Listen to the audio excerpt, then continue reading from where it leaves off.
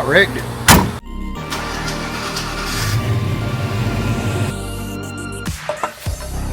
So what you'll do is you'll bolt it down here. Pressure valves and all that up there, they just tuck right in beside your radiator. Roger used all mine last time, so No. blow it through here. It's gonna come into the supercharger. It's gonna chop it up. Yeah, you can see it Right there.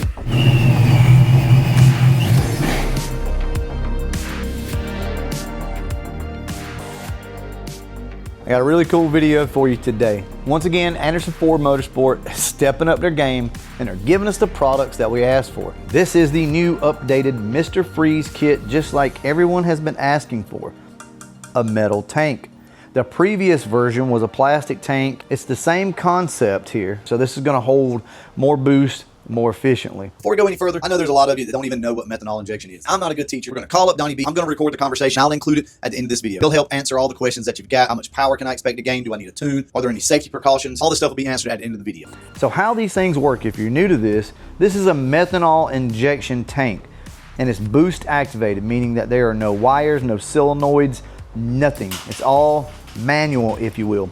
Boost reference or boost activated. So here you have a line and all you do is you just plug this in to a vacuum port that will see boost, and then on the other end you have this nozzle which just goes in line in your charge pipe before your supercharger or your turbo. This is a test model. Donnie B's already tested it on his turbo car, said it fit well, everything worked great, so he sent it over to me to test out. Speaking of which, look what we're gonna test it on, the Retro Fox. It's actually gonna get a little bit of love for a change and an upgrade. What this will allow you to do is run a little more timing, be safe, cool that intake charge down. On top of that, you can make your own meth. It's like some Breaking Bad stuff here, but seriously, you can make your own methanol to go in this, and it's pretty easy. You can get most of the stuff from the auto parts store. With that being said, we're gonna test fit this thing for Donnie B. Let's see how she fits. In my opinion, this is the ideal spot for this. So this is the passenger side of the car. We're gonna try to fit this thing right in this area. Well, this is just a drain for the supercharger, so we'll move that out of the way, and this thing should fit up in here. So let's see.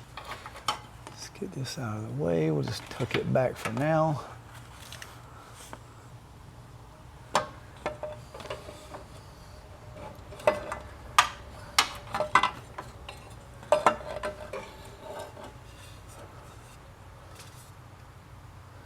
Look at that, like a glove. So this is where we are with it, and it looks like it's gonna fit great. I'll do my best to, once I get it bolted down, I'll show you guys, but you know, I will tell you now, this stuff is gonna be tight, okay? There's not tons of clearance here, but it does fit, and that's the whole point, trying to make use of all the available space. But this is kind of where this thing's gonna mount at, like this. So I just got back from the hardware store, and I picked up these two brackets. And I think this is probably gonna be the easiest solution. Now, Donnie B is working on some stuff for you guys right now, possibility of some new brackets or something like that. This is obviously a test unit, and this is what we're trying to do, is figure out what'll work. So he may offer some brackets for you guys, but it's looking like right now something as simple as this will work. So what you'll do is you'll bolt it down here and here, and then just screw this into the frame rail of the car. So with that being said, all I'm gonna do is spray these. All right, let that dry up, flip them over, spray the other side, and guys, we should be good to go. Well, I dropped the ball. I was supposed to be recording and forgot completely. So all I did was attach them to the tank and then lay the metal pieces up there, mark the holes, drill them out, and well, I put like a starter hole and then put self-tapping screws in it just because it's so tight in there, guys. I don't know what else you would do. You can always go back in and tack weld them if you'd like, whatever. But let me show you what we got. This is where we're at. See how nice this fits? It fits flush with the bottom of the car, so no chances of anything hitting. I'm trying to give y'all a good shot. This is just really, it's really tight up in here, but trust me whenever I tell you, everything fits nice. That's all your pressure valves and all that up there. They just tuck right in beside your radiator.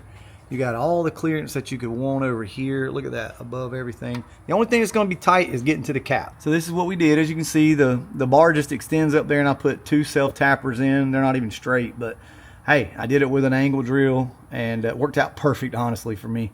And then you just bolt everything down, see? It's not going anywhere. Now, like I said, you could come in and tack the top of that rail if you wanted to with a welder. You could even do it from the top, would be super easy. But I think these self-tappers will hold, even though they're crooked.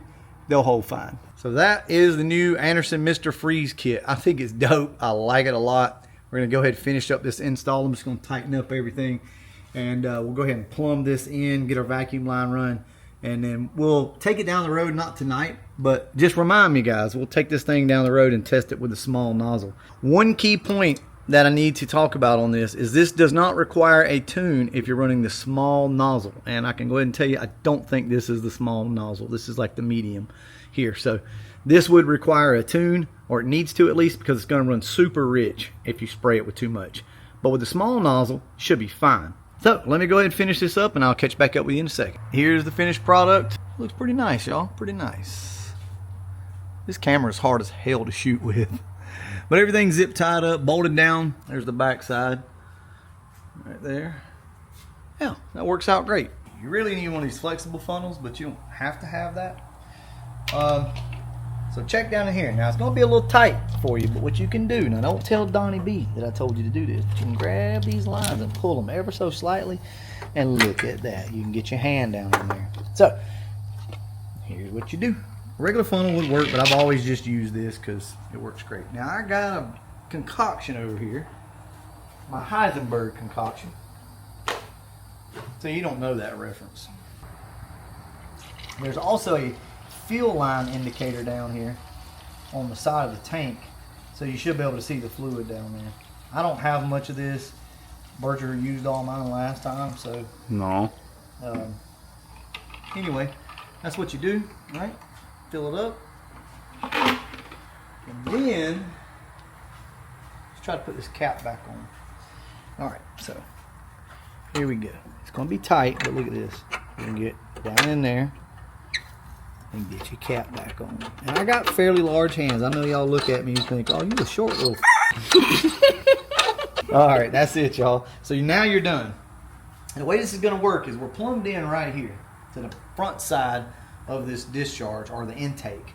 So we're right here. It's going to suck this in from here. It's going to actually pressurize that tank, blow it through here. It's going to come into the supercharger. It's going to chop it up, send it out this tube, and put nice cold meth into your engine. And right here is your boost line or vacuum line. It's just going to tie into vacuum because these cars have vacuum, and then under boost have boost on them. So you're just going to tee this in somewhere. I've got to go get a tee, so I'm not going to worry about it at the moment, but should be able to get this thing up in the air and see the fluid level. There's your fluid level right there. So that's how much is in it. So we got a long ways that we could go. I don't know, I guess you can see that on camera, can't you? Yeah, you can see it. It's right there. You know, if you got the car up on the lift or on jack stands or something, you can at least look under there and see. Or maybe your car's not as slammed as mine, you can get under there and see. But that's just an added bonus on this tank. So, well, that's it. Next up, we're going to take the car out and test it. But today, we've got to get the transmission in Berger's car. So let's take him over here and show him what you got. This is his G101A transmission right here. If you guys are interested in the Mr. Freeze kit, this is the new deal. I'll put a link down in the description for you guys. So be sure to go down, check it out. Also, Anderson Ford Motorsport at the moment, as of this video, is stocked with cams. They've got pretty much every cam, I think. So if you guys are interested in a camshaft, they got good deals on blowers, head on over and check them out. Big shout out to them. I'm going to go ahead and wrap this video up. And as always, Thanks for watching. they're like, ooh, look at that juicy ass vein. This is all his blood. I Yeah. wonder if they talk like this.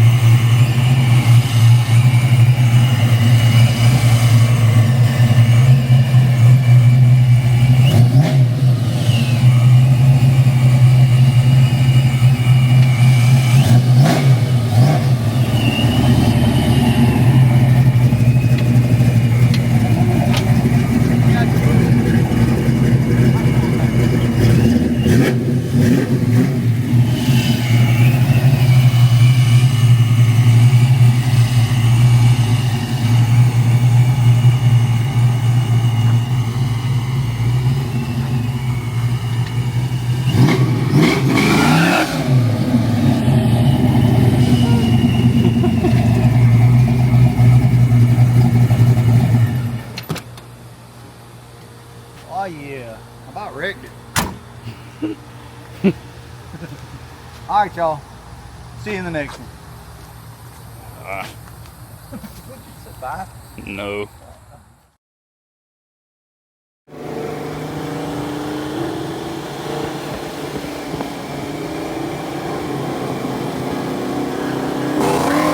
All right, guys, we got Donnie B on the phone with us from Anderson Ford Motorsport, and he's going to give you guys some details on the new Mr. Freeze kit. All right, so the Mr. Freeze began life as a plastic overflow bottle, and then we got our own mold and made our own bottle. And now the problem with molds is that they wear out over time, and we saw this in our last batch of bottles that came in. So instead of spending the money to do a new mold, we decided to go to the fabricated aluminum bottle route. The inspiration was from another overflow bottle where I saw the potential. Now, in this new design, we've also incorporated a few features that people have given feedback on. One being the fluid level indicator. Second, being a larger fill point. Third, being more options for mounting. Fourth, being a way to easily drain when not in use. And lastly, more capacity while remaining compact. Now, with all that being said, we have incorporated all of those features into our third generation of Mr. Freeze. There is a fluid level indicator on the right side of the bottle. There is a threaded drain plug with an O-ring. The fill point has gone from an expansion plug to a larger threaded cap with an O-ring seal. Now, there are rails on both sides now that can be drilled out for more mounting holes if needed, along with 2 existing mounting holes. And finally, we got the capacity up to 2 liters of fluid, making the bottle a bit taller and reducing the width of the bottle. Now, the best feature also remains intact, that there are no electronics, and operation is the same as before, with just boost pressure and jetting for activation. What kind of power level increase have you seen with something like this? I know it varies with boost, but what can people kind of expect? If you're using regular 93 octane, the nice thing about water methanol injection is that it puts less demand on your fuel system. So say you are maxing out, say, a 42-pound injector, and you're running, say, 12 pounds of boost, and you're right around that 90% duty cycle, methanol will increase your octane and also reduce the amount of fuel needed. So therefore, you're putting less demand on your fuel system. We've seen on 93 octane gains with proper tuning, adding timing to incorporate the increase in the octane level. We've seen up to like 85 horsepower on the dyno, and it can only go up from there. So say, for example, you use MS-109 or some kind of race gas. Mm-hmm. We've seen up to 115 horsepower on our dyno here. Same boost level and stuff, just incorporating and using the water methanol for what it is. And, of course, you're reducing your intake charge, reducing your chances of detonation. So it gives you the option to add more timing and really, give it the beans. You don't have to go full bore on it, right? So does it still come with 3 different nozzles? Yes, it'll still come with a jet for 0.35 inches, 0.45 inches, and a 16th. The 16th is the one that comes pre-installed. That's what we call essentially the kill shot, where you get the most amount of flow under boost. And we simply use those jets most of the time if you're using this as a additive to increase your octane level, to be able to add a lot of timing and stuff to get the maximum amount of horsepower with that. Generally speaking, if you're running the Mr. Freeze as a safety component, the most common thing is for example, your box body that has a non-intercooled V3 supercharger, say 10 to 12 pounds of boost, and you're worried about heat since it's non-intercooled, you can simply run the 0.35-inch jet and use that to where it's going to lower your intake temps pretty drastically. We've seen them drop 45 to 50 degrees on simple dyno pulls, and if you're out doing spirited driving, you possibly see that drop even more. Nice. So with the smaller nozzle, you might not have to have a tune. Is that correct? That's correct. Okay. It'll be more of a safer situation where it's still going to probably increase the octane a little bit. So it would help to add a little bit more timing, but you are going to be lowering your intake temps considerably and still putting less demand on your fuel system. So you're still getting those benefits. But if you're using the large jet, for example, yes, if you try to use a large jet and not tune it, you're going to lose horsepower, but your car will still be safe. You'll notice it run richer, and you'll also notice that the intake temps are still low, but you'll notice it might be a little bit less horsepower when you if you don't do a tune with the large nozzle. Typically, I guess this goes against what most people would think when you're adding power. This actually richens up your car, so it's not leaning it out by adding more boost, and you don't have enough fuel. If anything, you're on the safer side by doing this. So that is a very good point that I don't think a lot of people may know about whenever it comes to the methanol injection. That's correct. Yeah. The biggest misconception is that you put a lot of water meth in there and you don't need a tune for it. That's incorrect. Now, like you just said, it'll be safer, absolutely. But if people do back-to-back dyno runs with and without methanol without tuning, you'll notice that you may lose horsepower. And we did this on our last project we did. We actually lost about 50 horsepower because I ran a large jet and sprayed water meth, and because I ran, instead of like 11.5 air-fuel ratio under boost, I ran about 10.3 air-fuel ratio under boost. So that's where I lost all my horsepower. I didn't lean it out, and I didn't add timing. But my air intake temperatures did drop from 175 down to 125.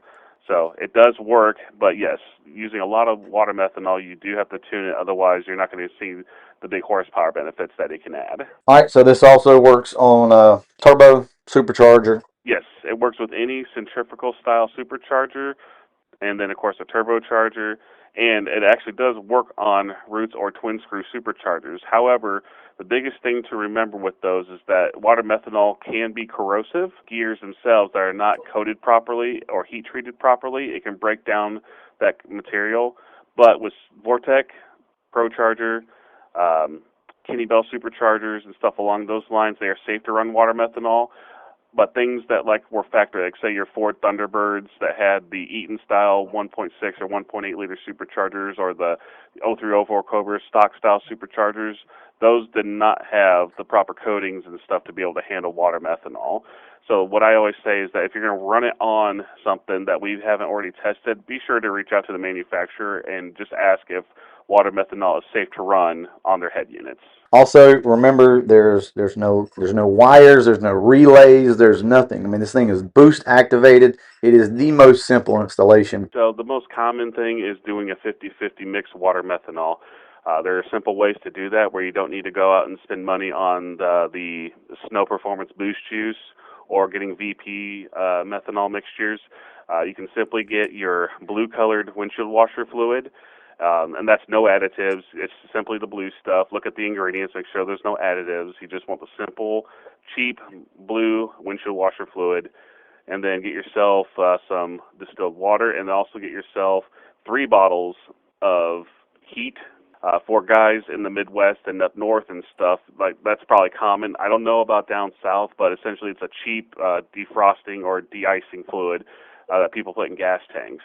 Mm-hmm. You simply mix the 3 bottles of heat into a gallon of blue windshield washer fluid, mix it all together, and you essentially got yourself a close mixture of 50-50 water methanol.